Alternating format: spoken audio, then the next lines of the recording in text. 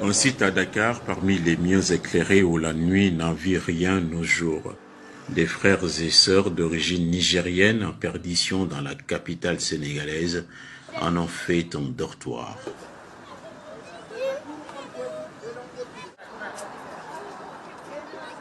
Une chambre à coucher, disons une maison tout court. Sans porte, sans fenêtre, sans rideau, ni intimité. Ils y préparent le dernier repas du soir. Évidemment, leurs appartements sont totalement dépourvus de sanitaires. L'hygiène et la sécurité sont lamentables. Le plus choquant est cette forte présence de petits-enfants qui doivent bien se demander dans quel coin du monde ils se trouvent, courant dans tous les sens,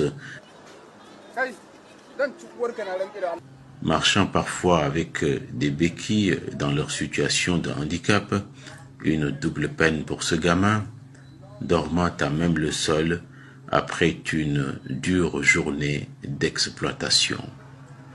Ces êtres humains comme vous et moi méritent sûrement de la compassion et beaucoup de prières pour que l'État dont ils sont originaires et celui qui les accueille, sans les accueillir, réagissent face à l'insoutenable détresse à ciel ouvert.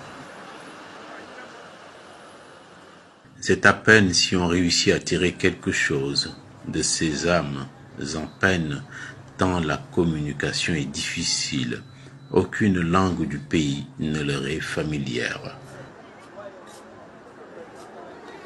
Le peu de choses qu'on comprend est Zinder, une ville située au sud du Niger, leur terre d'origine. On appréhende aussi qu'ils ont tourné le dos à la pauvreté et à l'insécurité.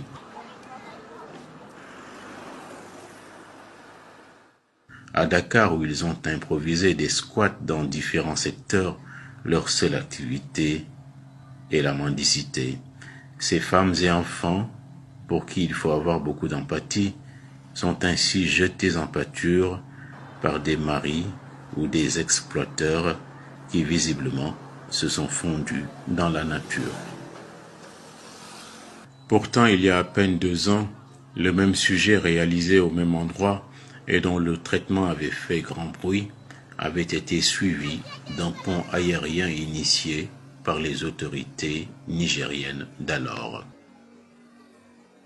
L'émotion, puis aucune suite dans les idées. Un mal bien africain.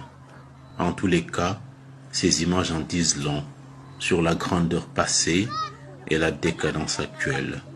On est à des années-lumière de l'âge d'or du sultanat de Zinder où régnait le Damagaram, qui avait amené prospérité et fierté.